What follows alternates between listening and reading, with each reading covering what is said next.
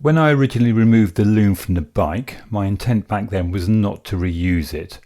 So along with a lot of other parts I put it to one side, but luckily had the sense not to throw it away. Looking at it now, there are three main sections. This mass of wires is the battery box end of the Loom. Moving towards the front, there is a split which is located under the tank, where the wires down to the alternator plus a few other components, such as the oil pressure switch and the horn, break out. The white wire here is a power feed to the coils, which appears to have been rerouted. I think the coils have been relocated from where they should be. The main Loom then continues and terminates at the steering head, with the connectors into the instrument console, handlebar switchgear, lights and a few other things. Although it looks a mess, it is actually quite simple. Armed with some brushes and some isopropyl alcohol, I get to work cleaning it.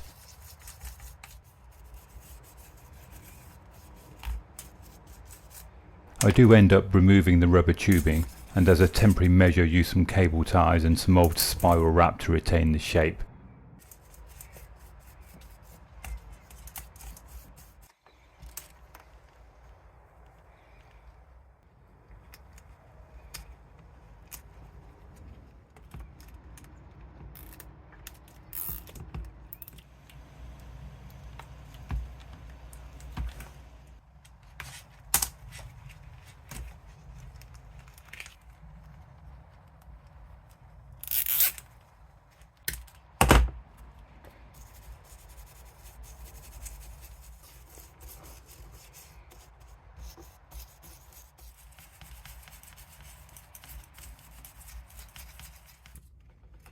For some of the smaller connectors I do remove the pins to help with the cleaning.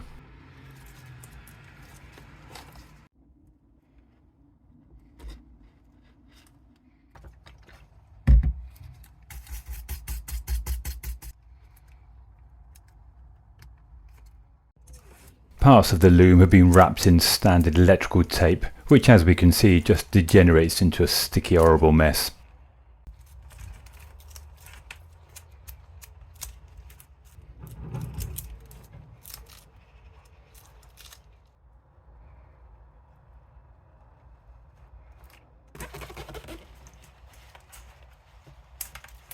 Whilst I'm doing the cleaning, I reinstate the white wire that I previously mentioned, the original bypass section still being in the Loom. I don't yet know why the coils were relocated, I think from behind the left side panel, but even if I keep them where they are, I will utilise the original wiring.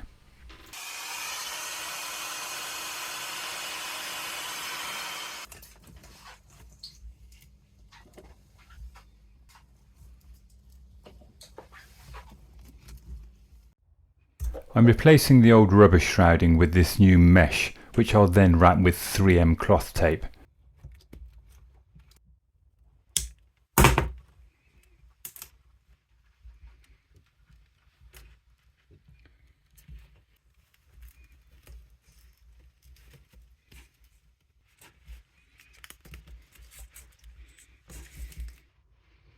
I don't completely wrap it with the tape just yet, as I want to test the Loom before doing so.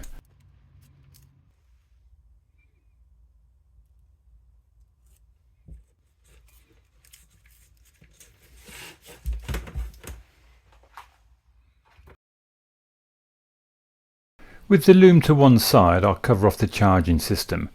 The Guzzi has a 3-phase alternator located on the front of the crank, which means it's directly behind the front wheel. Perfectly located to pick up all the crap that the road can throw at it. I did actually refurbish this along with the engine a few years back. With the outer cover off, we can see the housing which secures the windings and covers the rotor.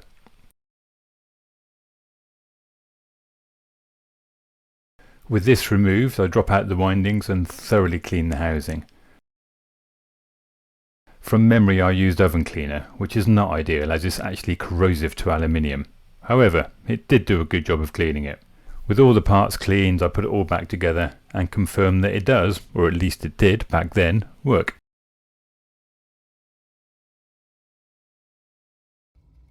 Next in line is the bridge rectifier. This converts the 3-phase AC from the alternator to an unregulated DC voltage. It is of course of its era and is basically a bunch of heavy duty diodes, albeit in a dedicated housing. I gave this a good cleaning with isopropyl alcohol, and we saw this in the last video as it's mounted on the right side panel mounting bracket. When fitted, there are these plastic guards which give some electrical protection, as it would appear the metal chassis will be carrying the DC voltage.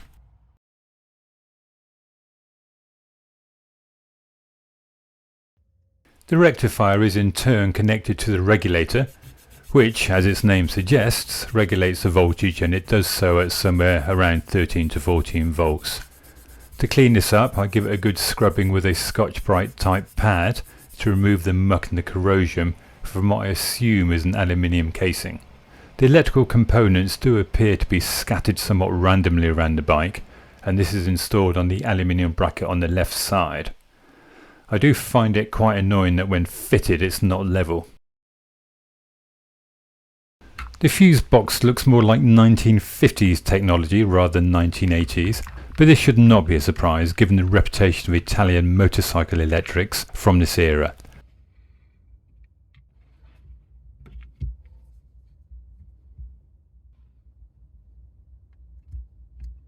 Again, I use isopropyl alcohol to clean it, and note that there is evidence of heat damage on one side. This is not the only such occurrence, and when I recommission the electrical system I'm going to have to pay particular attention to identify and eliminate any such hot spots. Back on the bike, it's located on the right side adjacent to the bridge rectifier.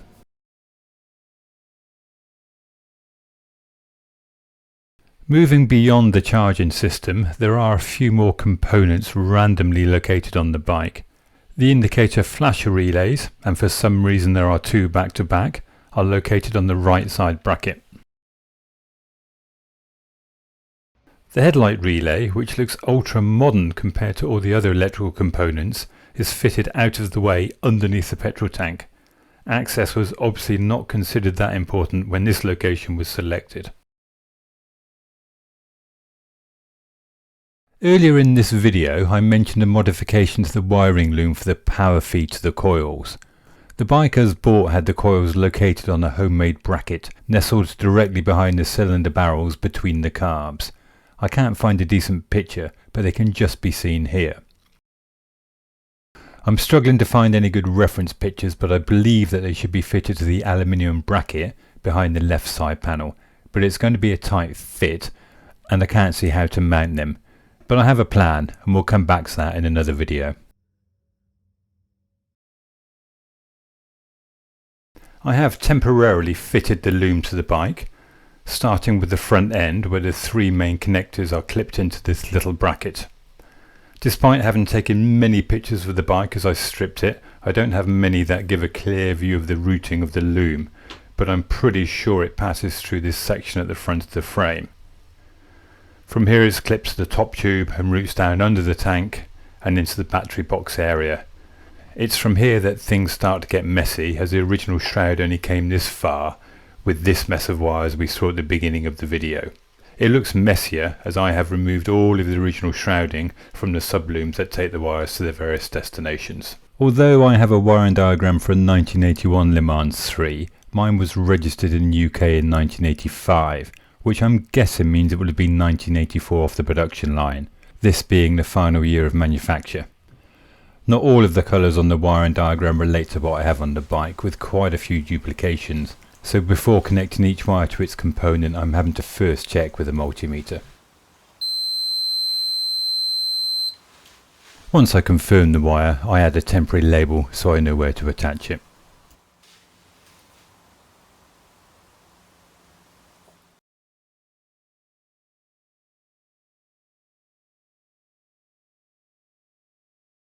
Before I can go much further with the electrical work, I do need to put my attention towards the instrument cluster and the handlebar switchgear, and I'll move on to those in the next video.